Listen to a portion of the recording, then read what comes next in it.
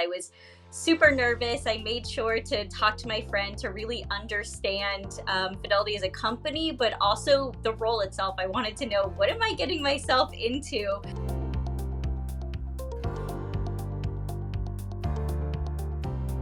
I actually had recruiting experience from my previous role, but there were some things listed, a couple of qualifications that I just didn't have any experience with. Now's a perfect time to just shoot my shot and hope that it goes well. So I went ahead and applied for the roles that actually somewhat aligned with what I had to do, and it was something that I knew I really wanted to do. And thankfully it worked out. The hiring managers believed in me, and I was able to really show those transferable skills too. I think for me, one of the most important decision factors in deciding to make the jump to Fidelity was getting a really realistic preview of what sort of critical experiences I would gain in this job and through this organization, and assessing for myself whether or not those critical experiences were in line with what I want for myself and my own career aspirations.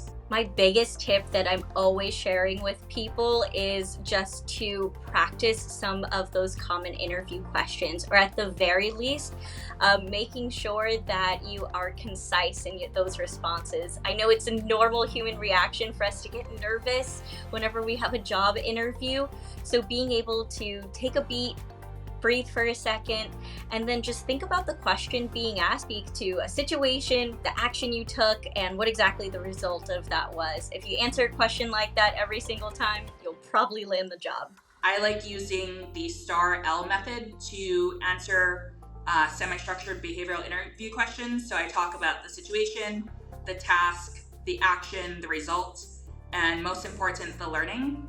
I think that really conveys how you've taken your past experiences and learned and grown from the situations. Ask questions as well. I feel like a lot of times people will kind of have their interview and then they're done and they're out. Anything from the process, what to expect, when to hear back from them, all the way to just what they enjoy about it, what are the benefits, how can your skills help you grow the long term, and all of that. So by all means, have your questions ready to go. I always recommend that when people are job hunting, that they talk to their friends and see where their friends work and if they enjoy where they work. And within my inner circle of friends, I knew people who had found a lot of success at Fidelity, and hearing just about all the awesome benefits, the culture, the training, and so I just knew that was something I had to be a part of.